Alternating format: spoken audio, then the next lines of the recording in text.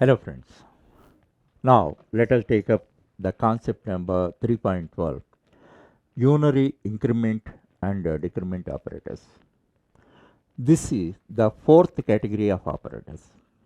Already I have explained the features and functionalities of three categories of operators.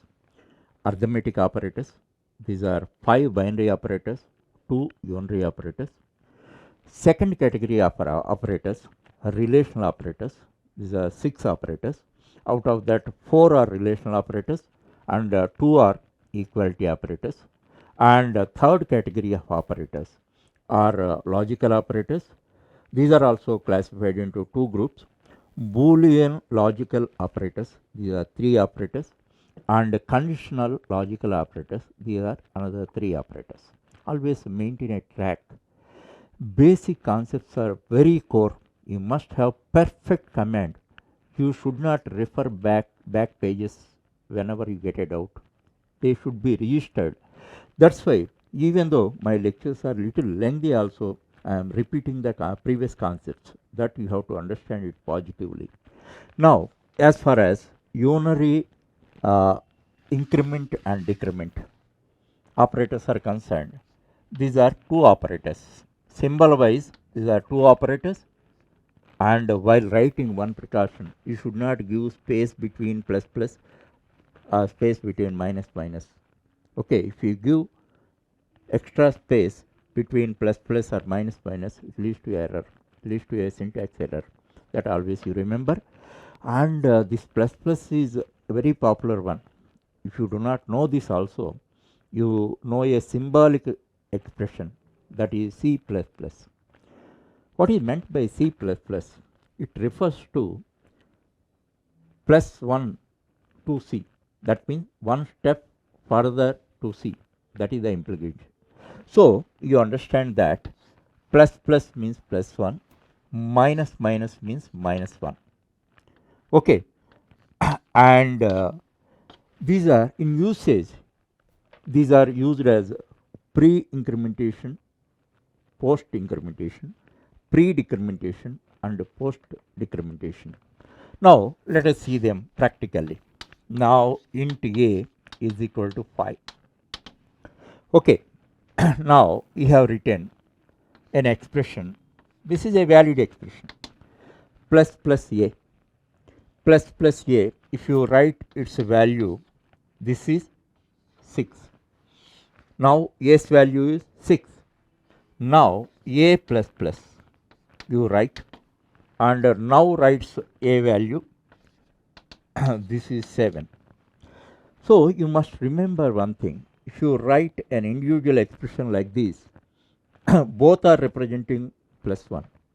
But while you are writing big expressions and all that, you should not use them interchangeably. In the similar manner, minus minus also I show you. Int a is equal to 5.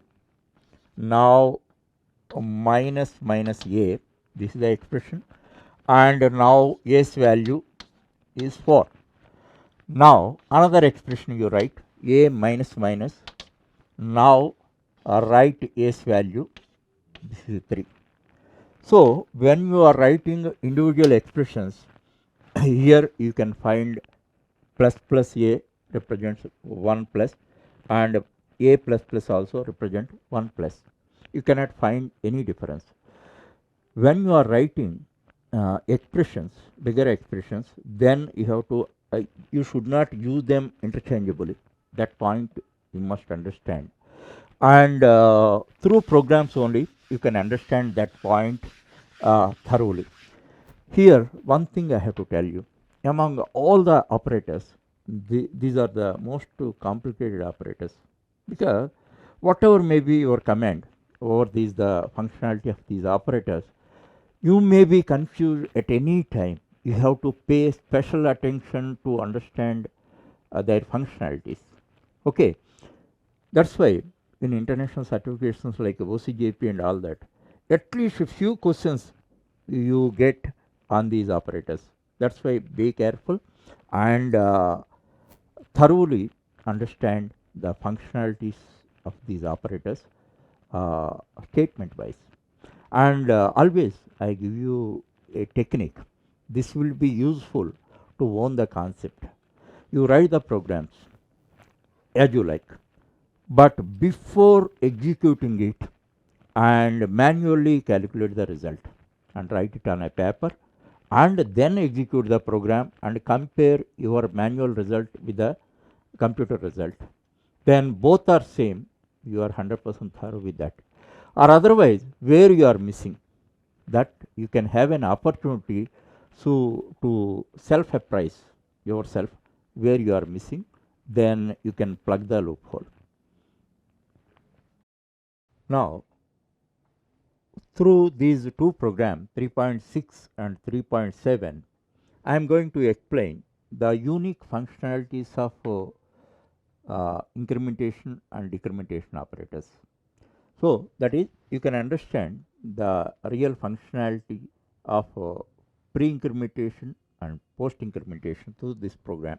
Actually, whatever is the code that I am writing, SOP statements and all that I am not writing, you can find them in the program. Here, your focus should be on the crucial points. That is my intention. Okay, now you see int a is equal to 5b. Now, we have written b is equal to a plus plus. Now, a's value is 5 and you assume that b's value is 0. Now, let us write the series. Now, b is equal to a plus plus. Post incrementation means afterwards it is incremented. Now, first what happens, a's value is assigned to b. A's value is assigned to b. Then what is the b's value? B's value should be 5. B's value should be 5. Now, thereafter post incrementation, afterwards a is incremented, then a's value is 6. Okay, you must maintain the track, then only you can write the correct answers. Now, b is equal to plus plus a. Pre-incrementation, first it is incremented. First a is incremented. Here two transactions are there. First a is incremented. Thereafter that value is assigned to b. First a is incremented. A's value currently 6.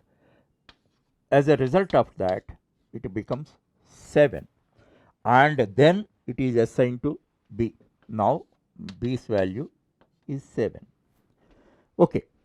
Now, b is equal to a plus plus. This is post incrementation. Afterwards, it is incremented. First, a's value is assigned to b. What is the a's present value? 7. That is assigned to b. Then b's value is 7. And then a is incremented. Then a's value is 8. Okay. In this manner, you have to understand. Once again, I explain. Now, a is originally 5, b assume that 0, and b is a plus plus post incrementation. A's value is assigned to b first, and then b is 5, and thereafter a is incremented, then that is 6. Next, now a is 6, b is 5. Now, this is pre-incrementation. First, a is incremented, thereafter assignment will be done. Now, a's value becomes 7, that is assigned to b. Then a's value is 7, that is assigned to b. B's value also 7. Next, b is equal to a plus plus post incrementation. First, a's value is assigned to b. Then a's value, current value is 7, that is assigned to b. Thereafter, a's value is incremented, then obviously that is 8, and a's value is 8. Same thing for pre-decrementation and post-decrementation I apply, same program. Just you see that. Now, originally a's value is 5, b's value assume that it is 0. Now, B is equal to A minus minus. This is post decrementation. Afterwards it is decremented. After assignment it is decremented. Then what happens? A's value is assigned to B. Then B is equal to obviously 5, and A's value is then decremented. Then A will become 4. Okay. Now current values, A is 4, B is 5. Next, next here, okay. Now this is B. Now B is equal to minus minus A, that is pre-decrementation. First it is decremented, thereafter it is assigned. So presently A's value is 4 and decreased by 1, that is 3. It is assigned to B. So B's value is 3. And now A's value is obviously 3. Okay. Now current values of A and B are 3, 3. Next, B is equal to A minus minus, post incrementation. First A's value is assigned to B. Then A's present value is 3 and it is assigned to B. B is 3. And thereafter A is incremented, A is decremented, that is 2. Now you see, in this manner you apply your brain, and hands-on approach is a must to achieve perfect command. And in this way you understand the functionalities. Even though you understand these functionalities, you may be confused n number of ways. Understand? That's why achieve perfect command over that.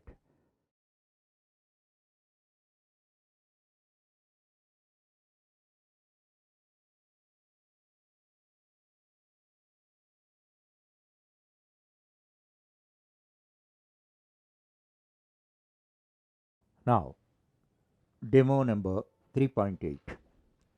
In this program, in SOP, system out to print line statement, I am writing series of pre-incrementation, post-incrementation, pre-decrementation, post-decrementation. In this context, I have to tell you one very, very important point. Everybody is having a confusion regarding that. You know that in C, for writing purpose, we write a printf statement. In C++, we write cout statement. When you write a series of operations like this and all that, always you must remember printf is executed from right to left. Printf statement and printf as well as cout statements are executed from right to left. Then you have to evaluate like this. As far as SOP is concerned, it is executed from left to right. This is this knowledge you must have and all that. Otherwise, here you may not commit mistakes because it is a natural way, left to right. But in C++, while you are executing these unary operators, unary increment and decrement only, you can find the difference. In most other operators, you never get the difference. You need not know that also.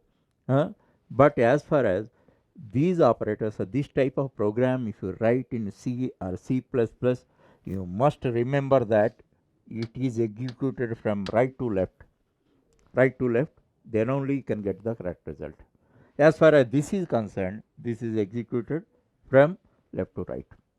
Now, I have written series of statements. What are the crucial things I have written? So, you have to focus on the pure operations. That's why I have written like this. However, in the program complete code I have given, don't worry about that. Now, I will show you the result. Now, let us first take A's value. A's value is 3. Now, how it is manipulated when we are writing series of pre-incrementation and post-incrementation, then we have to see. Now, A's value is 3. Okay. Now, what you are doing? Pre-incrementation. Obviously, it becomes 4. Then A's value is 4. Now, here post incrementation. That's why post afterwards it is incremented. Currently S value is 4 only. Now afterwards it becomes 5. Then it is pre-incrementation. 5 becomes 6. Then S value is 6. Okay.